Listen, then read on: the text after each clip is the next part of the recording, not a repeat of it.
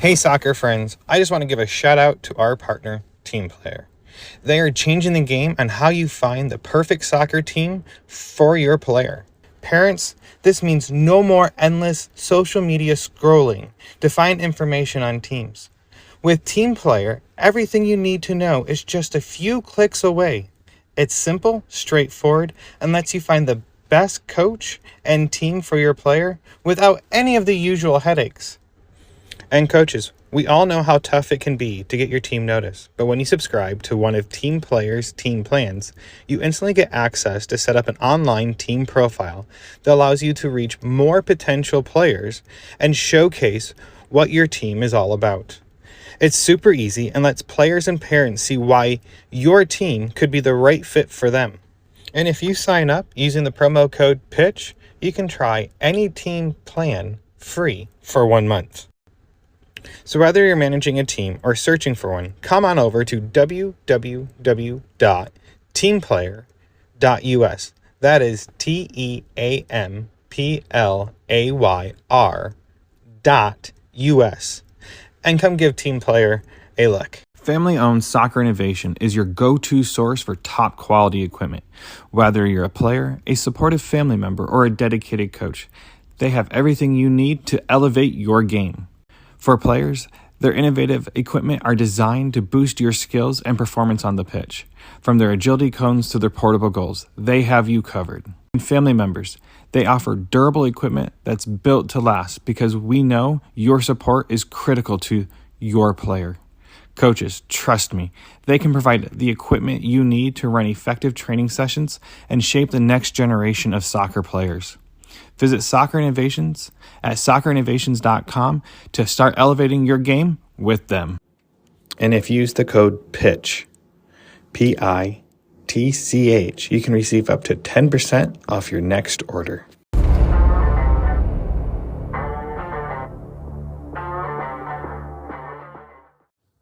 Hello and welcome back to Chat by the Pitch. This is Ian Babcock, your host. First, I have to give you guys a heads up. The beginning of the intro for Coach John with North Texas Soccer Club has a weird issue with it. I couldn't correct it.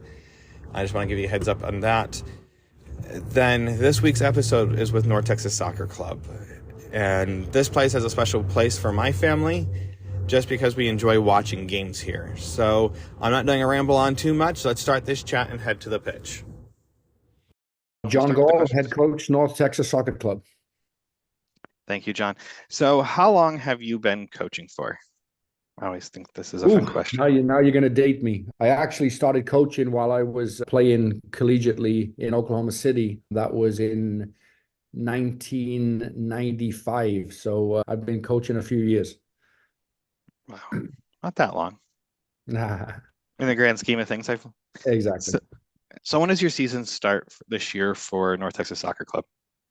So first official game is March 15 at Choctaw Stadium against Vancouver.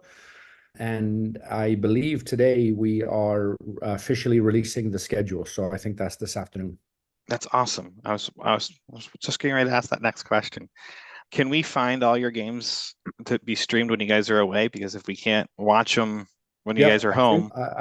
It's a split between MLS Season Pass on Apple TV and MLS Next Pro. We can find them online. It won't be that hard to find. It's on the MLS Next Pro website.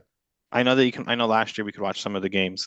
Yeah, you already said it's at Choctaw Stadium, so we're doing good here. With this season coming up, I know that where you guys practice up in Frisco, are the practices technically open to the public to come watch and enjoy, or do you guys have closed sessions? Yeah, they're closed sessions. Okay. We always watch from the fence when my son would go to FC Dallas camps and peek through the fence because you guys would be close to where they would do camp, and of course from a distance we would watch, or because it starts at camp started like at 8 o'clock in the morning, so we're sitting on the wet bleachers waiting for camp to start in 15 minutes to go watch you guys. Since you started with FC Dallas's academy program, do you feel like you have a good grasp of the culture they're creating? I mean, Nico's been here for a few years now. You've coached with FC Dallas for several years. Do you feel having the advantages versus other coaches prior, because I think they've had 3 coaches now? Do you feel like you have a greater greater understanding of the methodology that's going on behind the scenes to create a better culture for these players coming through the academy and scouting players?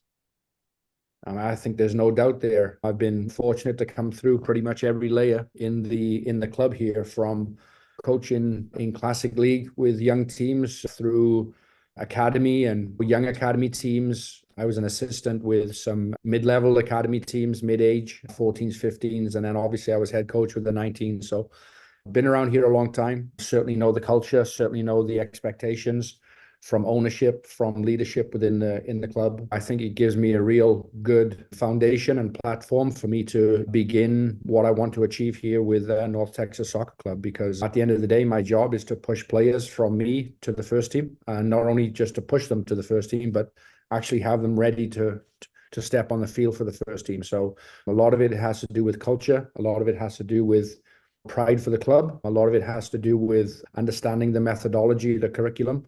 And again, being around here for a long time, I have a real good grasp on what it takes to an FC Dallas player playing out on Toyota Stadium here. And I know you took over at the end of last season, and I feel like like we just talked about, you had the advantage by coaching through the academy. I know that the end goal of every season is to win, but it's sometimes hard because you have to rebuild because your philosophy might not align with the last coaches. And I know that being the reserve team or the second team to FC Dallas, you guys kind of follow the same model. But do you feel like because you came from that background, the rebuilding process this year won't be as much of a struggle because you have been already integrated into the system coming up to the upcoming season, so you guys will have the edge of not having a true rebuilding season? Well, yes and no. The reason why I say no is because essentially every year within the second team or the reserve team, we do have a lot of new players. We've added a lot of new pieces to the group this year that are very new to the organization and how we play and how we do things and what we want to do. I think it's down to the coach to get players to understand what the standards and expectations are and how we want to do things, what we want to do, when we want to do them. And again, a lot of the rebuilding this year has been bringing players in that we feel are adaptable to our system and style of play and how we want to do things. So I think that it's a little bit down to, yes, I have the experience and the knowledge of what is expected here at the club, but it's also a challenge each year because you're bringing in new players, you're bringing up young academy kids.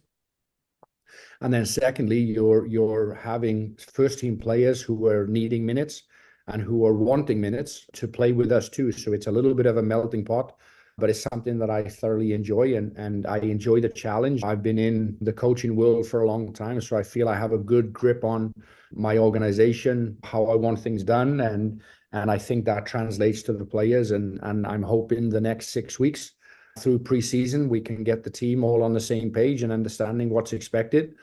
We have a bunch of preseason games coming up that will give us a good benchmark, kind of where we're at, where we want to be, what we need to change, what we need to tweak. And obviously within all of this, I have a fantastic relationship with Nico on the first team and all the staff there. And we're very clear and familiar with how we want to do things. And we certainly want to be very, very close to what the first team is doing. So I think there's a lot goes into it. And I know that was a little bit of a long-winded answer. I think that the key thing for me is drawing from my knowledge of what's expected, but then also having the ability as a coach to mold a bunch of guys together that are pretty much new to each other, and some of them are even new to the country. So it's a great challenge, and I love it. Not to bounce around too much, the team dynamics, I think at this level, because it is kind of a restructuring every year, you don't have like a senior level. Matt Denny last year talked about how the average age caps out about 22 for FC Dallas, at least for North Texas. I shouldn't say FC Dallas. I'm sorry about that. For North Texas soccer, caps out about 22, and they try to keep it young or younger. Do you find that to be a challenge then, because these players are all coming from high octane environments already, coming in and playing, but they have the mentoring side of the game? I mean, you as a coach have several years of experience, and the coaching staff, I'm assuming you have around you, has a lot of years, and I'm assuming that the mentoring going on, is it more from the coaches side, or do they get mentorship from the first team as much as you guys then? Well, obviously, we are spending most of the time with them. But again, there's many of our players who train with the first team, who get minutes for the first team. So they are getting mentorship from many different avenues and aspects.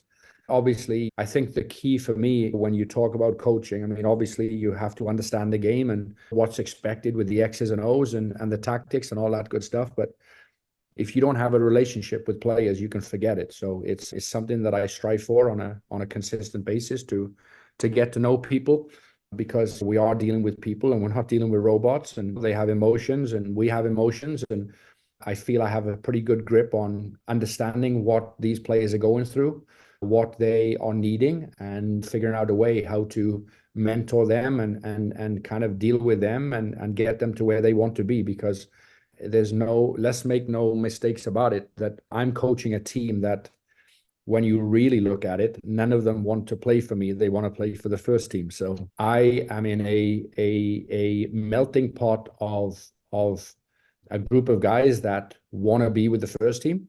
But the message is quite clear for me that if they don't take care of business at our team, then there's no chance of them taking care of business at the next team. So we try to educate them and get them to understand that playing for us and developing through us and winning and dealing with all the highs and lows of what a professional team goes through will allow them to have a chance of playing at the next level. We certainly have a bunch of guys that love playing here for North Texas Soccer Club, because they certainly know what the standards and expectations are for them to get to the next level. So That's, I didn't even think about it that way, of you having all these players want to advance to the first team. I've always looked at it as, I need to do well this season so I have a chance for next season on the first team. Not every mindset is maybe I can go jump in if X, Y, and Z happens on the first team. I know that the first team had some struggles mid-seasons with injuries last year, so yeah, there's a lot of players coming up from North Texas, which was awesome to watch as a yeah. fan that had watched some of these players the prior year. Well, and again, it kind of goes back to the relationship you have with these people. They're young people. They're ambitious. They're competitive. They want to play at the highest level. Of course, any young professional player wants to play at the highest level that he can play at. And if you don't have a good grip on these guys, you'll lose them really quickly, because at the end of the day, they want to be somewhere else. But I felt that what we did the last 9 games of last season really kind of established and, I think, stamped the authority, I think, if that's the right word, because we're not iron fisted and we're not, this is a place where we want people to enjoy and come to work every day and love what they're doing. So I think that we do a really good job of that. The transition from trying to get to the first team is a little easier for them, because they do enjoy playing for us at North Texas Soccer Club so much. We have a great thing going. We have a great team chemistry. We have great relationships from within our staff. We all get along really, really well. And it's something that I've kind of burdened our staff with a little bit more than anything, rather than worrying about X's and O's first. Let's make sure the players understand that we're going to be the hardest working staff in the country at this level, and we are going to have the most fun. So there's 2 ways that we approach it, and I think that bleeds into the players. And then the players carry those same traits. They're the hardest working players in the league, and they have more fun than anybody else. So I think people forget that sport is an avenue to enjoy what you're doing. Of course, we want to win. We want to make money. They want to make money. They want to be successful. They want to have contracts. They want to do well in this game. But first things first, let's enjoy what we're doing, because without that stuff, you're not going to get where you want to be. So You touched on that, the last 9 games of last season. You talk about making an impression there. So do you think the things you learned coming off from the tail end of last season coming into this season, are you able to implement some of the things that you saw that with the current roster that you had and coming forward with the roster that is still remaining from last season and the signings that you did this year already, are you able to implement the goals or the strategy you might have in place for the season more easily now? Yeah, again, we do have a lot of new players, so it's a rebuilding in terms of personnel, but it's just reinforcing what our principles are and what we expect on a day-to-day basis and how we want to try and play games. And of course, you tweak things a little bit based on your opponents and what they have and what they don't have, and some strengths they might have and weaknesses that they might have. So there's a lot of things that kind of goes into your day-to-day or your weekly kind of plan of attack. But again, being a line component to eventually what these players need to be doing, because at any moment, Nico can give me a call or throw me a text and say, hey, John, I need X, Y, and Z. And those players need to be ready. And those players could move from my training into their training that very day. And they need to be able to be familiar with what's going on at the first team, obviously, by doing similar things with us with the second team. So thinking of the first team, do a lot of your players end up going to, like right now, the players are in Spain. A lot of the players end up going with the first team to Spain just to have experience with the first team, or? Yeah, we have a bunch. We have, and again, there's a lot of young players in the club right now, but we have Carl Sante, we have Diego Garcia, we have Pedrinho, who we've just brought in from Flamengo in Brazil. He is there. We have a couple of players that the first team drafted, young players that are there getting experience right now. There's a lot of good things happening with our club in terms of young players having opportunities to kind of butt heads a little bit with the big boys, and it's really important that they get that experience. So it's a really good thing, and it's been great to follow them in their tour to Spain. So it's been really good. We've had a lot of positive feedback from the young players doing really well. So That's awesome. Now, with implementing your criterias and your philosophy into the program now, you have goals. I know every team is to win, but outside of winning the league, do you have other goals set in place for your players this year that you can share? yeah, of course. I'm not going to tell you everything, but I think it's pretty simple for me, where we want to push as many players as we possibly can to the first team. That is our ultimate goal. That is our no questions asked goal of what we want at North Texas Soccer Club. We want to be able to not only push players to the first team, to be able to market those players around the world if that's what it takes, and give these kids opportunities to continue to push forward. Because I think over the last 10, 15, even 20 years in this country, the game has changed so much from a local market to now the world market, where not only are we getting players from all over the world, but there's opportunities and possibilities of teams wanting our players too. If the market is right, and if things work out for that player and it's a good time, and there's no need for that player in the first team, because maybe we already have 3 central midfield players and this is another central midfield player doing well, we want to have those possibilities for these players. And then obviously we want to try and push these players towards their national teams too, whether it's youth national teams, whether it's full national teams. We have Carl Sante playing for Haiti on a consistent basis in CONCACAF. And then we also have a new player, Nico Gordon from Birmingham in England. Nico is a Montserrat international, a full international. He's already had several caps.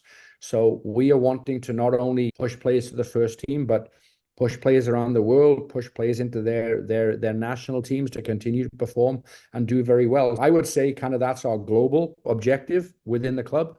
I think then you obviously you have short term, you have midterm, and you have long term goals. And I don't think there's any way of getting away from when you're coaching at the professional level. There's an expectation of winning games and being successful. And I think that is an important piece to this whole development thing, that if you don't have the mentality that you're trying to win and you're pushing players to be winners in everything that they do, whether it's on the field, off the field, taking care of their bodies, taking care of their rest and recovery and nutrition and hydration and all that stuff, I think you're selling the players short. So we're certainly a competitive staff. Michel, Carl Zobak, Alex Aldaz, myself, and then all the support staff. We're competitive people. We're winners, and we want our players to be that too. And I know that the public will view winning as the results on the weekend, but we see results in very different forms, whether it's a player improving so much he has a chance to go to the first team or represent the national team. Like Diego Garcia at the tail end of last year got called into the U17 US national team before he played for us in the last 9 games of the season. Diego was nowhere near the national team. These are the moments for us that we celebrate inside. And again, we certainly wanting to win games every weekend, but we're certainly wanting our players to be winners and have that winning mentality. So that's certainly something that is a staple for us day in and day out. That's amazing. I do have a quick question. You talked about the draft, and I'm sorry to spring this one on you.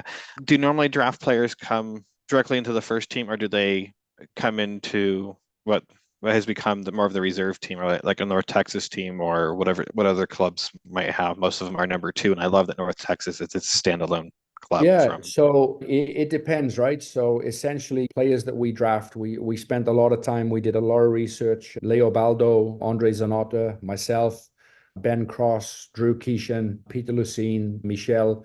We were all part of the process within the combine and the draft and all of that good stuff. We spent a lot of time researching players, and really we were super happy with what we were able to draft out of college, with Logan coming from Oregon State, Turner Humphrey also the same thing from Oregon State, and then obviously Mads coming from SMU. So we're really pleased and happy with what we were able to get out of the draft. And essentially the first team is always going to start before the second team in terms of timing for the season, because the MLS season is just a little bit longer. So naturally those players are going to go into first team training. They're going to spend as much time as they can in there for us to kind of see how they adapt, how they handle and all of that good stuff. And then essentially at some point during preseason, Nico is going to make some decisions. And so ultimately the decision is going to start with Nico, the first team, Andre, Dan, and everybody who makes those decisions. And then essentially, if we feel it's a good fit for the second team, or if it's a good fit for the first team, then decisions will be made from there. All those guys have been getting minutes with the first team in friendlies, and they're in Spain right now. And I know they're thoroughly enjoying their opportunity of being with the first team.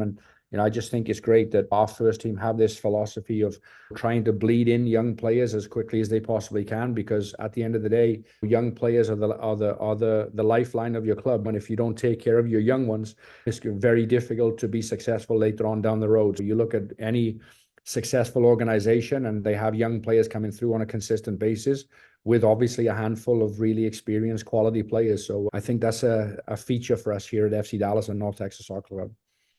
Love it. Now, there's a lot of players from all over the world playing for you guys. So I know that DFW is, I call it the Mecca for Texas for soccer, because we developed here in this area. I'm not saying me. The coaches here develop players. I feel that you see more on the national stage. I mean, when you start looking at where players come from, pro players that are still playing today, a lot of them have some history here in the Metroplex. With that being said, how many players are more, I wouldn't say players, you could say, give me a number, but ratio wise, are more players from the Metroplex than from out of country or outside of the Metroplex? Do you know? So I mean, it fluctuates, right? Each year there's going to be a generation of players that come through. There's then another year that maybe the generation is a little bit different, and maybe they've gone to college and they have a different pathway. We have plenty of players that we have young professionals within our club that will probably spend some time at some point with North Texas Soccer Club this year. From Antonio Carrera, goalkeeper, you have Tariq and Malik Scott. They're both local kids. We've just brought Michael Colodi back. He was an FC Dallas Academy kid. We signed Leo Londe through the open tryouts. He's a kid from Grapevine. He's a local kid. You have Anthony Ramirez that is going to be with us. He's a kid from the Dallas. He came through our academy. And then obviously you start looking at the academy kids that are coming through. I mean, there are a lot of them are local kids. We have a huge number of local products. And then obviously then you start looking at the first team. You look at Paxton Palmacall, who basically grew up about a quarter of a mile away from me in Highland Village. So then you have Jesus Ferreira, who is an FC Dallas kid through and through. From top to bottom, we have a lot of Dallas kids, we have a lot of Metroplex kids, and of course, in any professional organization, you're going to have kids that you bring in from other parts of the world, because I think football is a game of the world. When you bring kids from different backgrounds, we've just brought Pedrinho in from Flamengo in Brazil. We've just brought in Abdul Zane from the Ivory Coast, who spent some time with Loudoun United, where DC United's second team. And then we've just brought in Nico Gordon from Birmingham City in England. It's really important for us that we sprinkle in experience from other parts of the world along to go with our local talent, because I think that any good football team will have a good mix of people and a good mix of backgrounds. And obviously, being a foreigner myself, I love it when I see local players having the experience of dealing with guys who have come from the other side of the world. I think it's amazing. I think it's fantastic. And it opens people's eyes to there's more out there than Frisco, Texas. There's more out there than Dallas, Texas. There's more out there than Texas, even though we're in Texas and we think that Texas is the only thing. So. No, I get what you're saying. I know that you guys have normally a good mixing pot of players are from outside the area, or they get drafted from college and come play. Yep. It's just interesting because I know a lot of people, when you go onto social media, they always complain like, oh, they're signing more people from outside the United States. We have so many talented players here, but at the same time, I think people forget it's a business too when you're trying to. And again, I mean, not only is it a business, but I think people also have to understand that the more variety that you can bring to a team, I think it's more helpful for a team to break barriers and learn things from other people. The funny thing is, if you actually looked at most businesses here in the Dallas Metroplex, if you went around and said, hey, who's from Dallas? They would probably be very few people to put their hand up and say, I'm actually from Dallas. I mean, whether they're from New York City or Los Angeles or somewhere in Africa. I think football is very much like life itself. You get to be around different people from different cultures. And for me, it's just amazing just to see the interactions. And it's funny because yesterday, the Ivory Coast played against Congo in the African Nations semi-final, and we have Abdul Zane, who's Ivorian and come from the Ivory Coast, and then Leo Londe, who is born and he's raised in the Grapevine area, but his family is Congolese, and they played against each other. And training yesterday was pretty interesting. They were going after each other pretty good, and it was fantastic. So just those little things is great to see. I enjoy it tremendously, just be in an environment where you have people from all over the world. So it's fantastic. I think it's great that you have that perspective of the game. I think people from the outside, we get closed-minded and we don't always see it as the global picture. I always like the analogy I've been given. Soccer is the universal language. It's not food. It's not anything else. It's football. It really is, because we have some players that their first language is not English, and they pick up on the football lingo really, really quickly. So they understand how to stay wide and drop in and press the ball and don't give the ball away. And it's football, right? It's a language that is very hard to comprehend if you're not in this sphere of things, because I think people are going to really see again in this country in 18 months' time, or whatever the case may be, when the World Cup comes here, that football really is for the world and for everybody. And I think it's just an amazing thing with 48 countries playing now in the World Cup. Some people think that's a bad thing and it's watered down, this, that, and the other, but it just brings so many people together. It's incredible. So. No, I think it's amazing. Now, with the upcoming season, do you see many challenges for the squad this season, or do you see it as a regular season for you guys, because you guys are always rebuilding, you guys are doing what you guys know best, and it's just, or is there some roadblocks that you guys are seeing in the near future? I mean, I get asked this question a little bit. Are there fears? Are there challenges? Are there things that you're worried about? And I think as a coach, if you have that mentality that you're thinking about the negatives, what if this goes wrong, what if that goes wrong, of course you have to have plan B, you have to have plan C, you have to have plan D, and all that good stuff.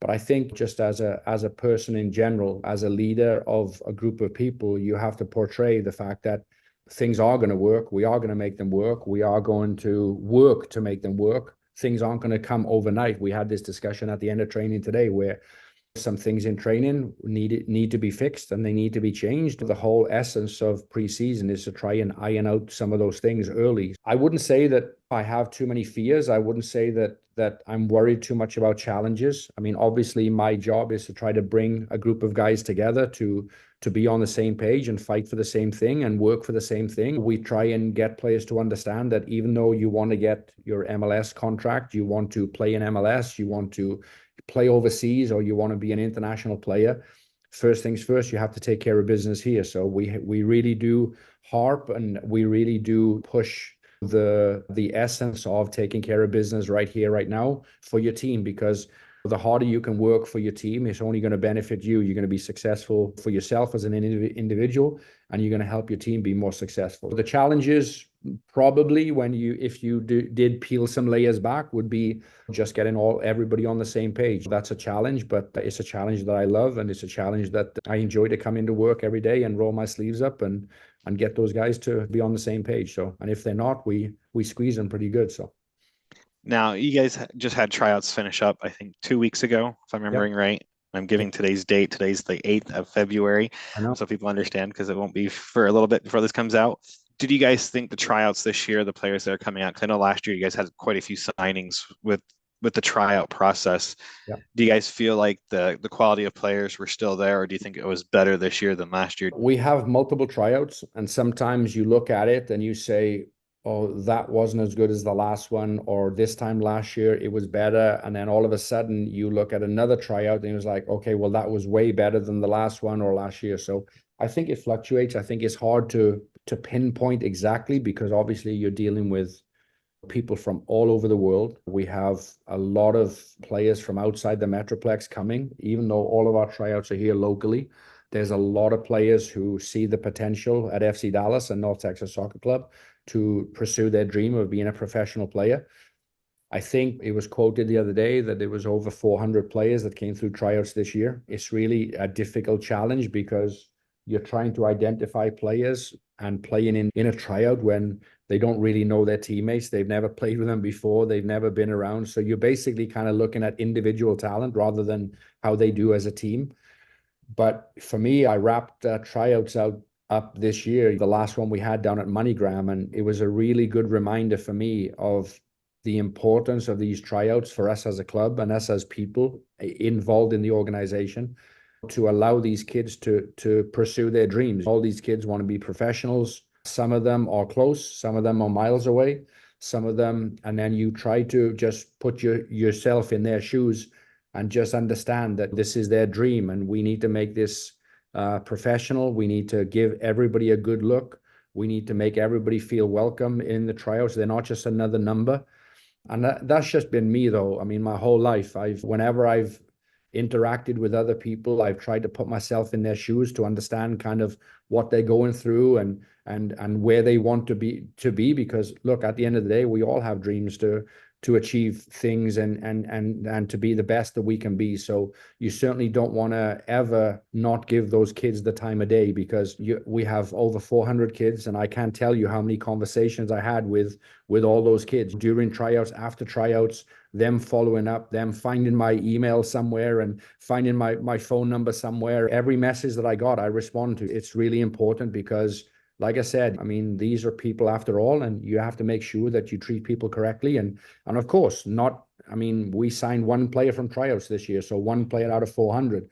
And that also doesn't account for the other several hundred players that we receive from agents and clubs. They're looking for opportunities at FC Dallas and North Texas Soccer Club. We spend a lot of our time looking at people and looking at players. So it's not an easy task, but it's something that I really enjoy, and it kind of reminds me of the importance of making sure people feel important. I like that. Now, this is a lack of understanding on my side, and some listeners do follow you pretty closely. I know you guys roster rules are not identical to the MLS side, and you can bring kids up from the academy. Maybe you can explain it to me a little bit. You have a set roster you guys start off the season with, and throughout the year, I always enjoyed watching kids come from the academy side. We went to go watch several of the U18, U19 games last year. Yep. My son and I did.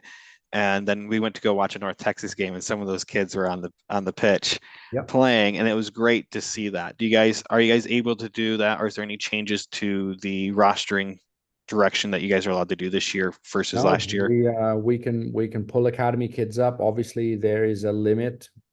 It's our limit because obviously there's only a certain amount of players that we can train every day with the team, and there's only a certain amount of players that we can put on a pitch, and we play once a week. And so there is a limit in terms of what we can do. And I think there's a limit for what we should do also, because sometimes when you move too many players up at the same time, it becomes not really a learning environment for them. It's a little bit more of what the environment that they've come from, because I think that young players need to learn from older players. Young players need to learn from experienced players.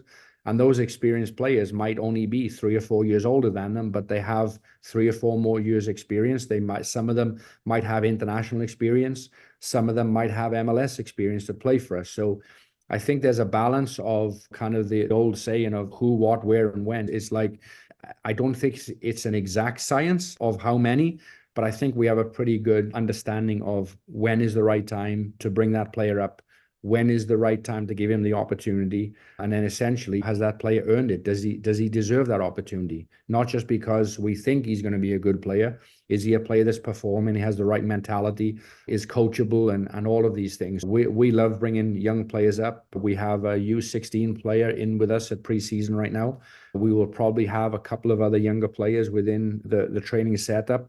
And then obviously we have a very talented under 17 and under 19 team. So we have a lot of players that we can pick from, if you like. And again, it's about timing is really important for players. So sometimes you can really make or break a player with decisions. And I think we do a pretty good job here at FC Dallas and North Texas Soccer Club about when's the right time and how much do we give that player to. I will say, like I said, we see a lot of players come through this area, and there's a lot of players that have came through the FC Dallas youth program. Sure. And since 2019, have a lot of players coming from North Texas, so soccer club. Yep. I'm going to wrap this up with my favorite question now, because I feel like I have all my questions answered, and we can get ready for the year and the upcoming season. And my favorite question is, you as a player, because I know you played, and you as a coach, who have been your 2 greatest influences on you, or your greatest influences on you as a player and you as a coach? I think probably subconsciously my biggest influence has been my dad. My dad was a player a long time ago and basically started me in the game and pulled me through, if you like. Sometimes the relationship with your dad when he's your coach or when he's involved in some of the things you're doing is a difficult one. But I really feel that the opportunity of spending time with him and understanding what was required to be successful, I think has stayed with me today. I mean, I pretty much talk to my dad on a daily basis about football and about things in general in life. So he's been a really big influence for me in terms of why I got involved in the game and probably why I started coaching at such a young age. It was just something that I enjoyed tremendously. And I think that he was able to kind of pass that enjoyment onto me, because I just remember the joy on his face when he was coaching and playing and all that stuff, and how I know it made me feel to see him do those things. And I have a couple of kids myself, and I think that I'm kind of passing on some of those same traits to those guys too. So that's a great thing. But in terms of maybe another influence, I mean, I had a coach in Oklahoma City, Brian Harvey, who essentially brought me over from the UK to play here in the States. I mean, I didn't even know where Oklahoma was before I came over to the States. Hopefully there's not too many listeners that I offend there, but I really didn't know where Oklahoma was. And Brian, being an English guy himself, kind of understood what I needed and all those things. And he was a real good mentor for me and kind of allowed me to do the things that I'm doing today. There's a lot of people that I can look to, especially these days here at FC Dallas. There's a lot of good people. There's a lot of good coaches. I think ultimately I spend a lot of time away from home and away from my family. The influence they have had on my career and allow me to do the things that I want to do has been amazing. They've put up with the bad moods when I come home and when we've lost a game or things haven't gone right. And then they've put up with me being in a good mood when they're not in such a good mood. But so many people, I mean, I would say my dad and Brian in terms of the actual coaching and playing.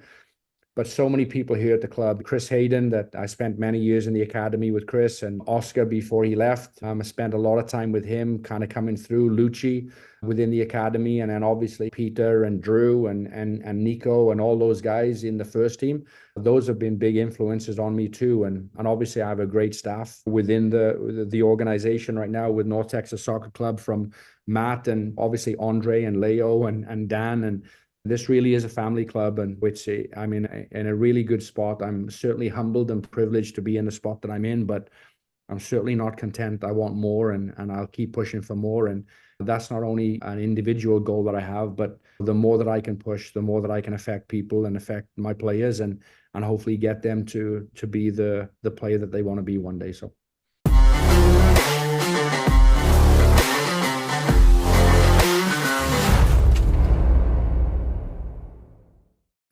Hello, everyone. I hope you all have enjoyed this episode of Chat by the Pitch. John Gall answered all my questions. This is not my first interview with him. Listening to what he had to share about the upcoming season makes me excited. If you guys are looking for information on the upcoming season, please reach out. I'll put you in contact with people.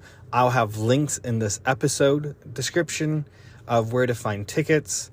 On my Instagram post, I'll make sure that I have links there. I challenge everyone to go watch at least one match this season with North Texas Soccer Club. And if you can afford it, get tickets on field access level. You sit 6 feet from the touchline, maybe 8 feet.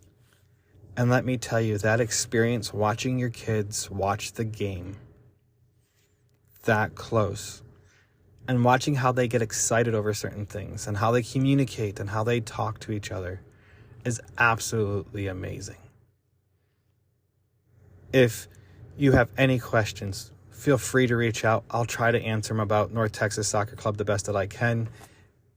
If not, go look them up, follow their social media, and enjoy this upcoming season. Hey everyone, if you guys have enjoyed this podcast, have enjoyed what I've been trying to do, the messages that I'm putting out there, please give me some ratings, some stars on all the podcast sites that you listen to this on. Give me a review, share this, share with others. The more I can make this grow, the more I can continue doing this. I'm really trying to make a difference in our soccer community. So I hope you guys have enjoyed all this. And until next time, I'll see you at the pitch.